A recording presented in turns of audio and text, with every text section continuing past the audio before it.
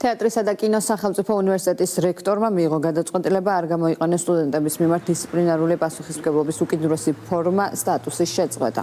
უნივერსიტეტის რექტორის გადაწყვეტილებით სტუდენტებს, რომლებსაც სტატუსი 10 მარტს შეუჩერდათ, შესაძლებლობა აქვთ სასწავლო პროცესს დაუბრუნდნენ. გადაწყვეტილებას მიესალმებიან კულტურის სამინისტროში.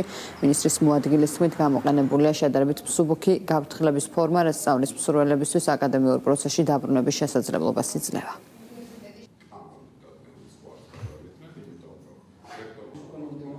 თეატრალური უნივერსიტეტის რექტორმა მიიღო სწორი გადაწყვეტილება აღუდგინა შეჩერებული სტატუსი სტუდენტებს და მისცა უკანასკნელი გაფრთხილება, რითაც ამოწურა ეს საკითხი, დახურა ყოველგვარი სივრცე პოლემიკისთვის სატელევიზიო სივრცეში და მისცა შესაძლებლობა თავის სტუდენტებს ურთიერთობა რექტორსა და სტუდენტებს შორის გადავიდეს აკადემიურ სივრცეში, დაუბრუნდეს აკადემიურ სივრცეს.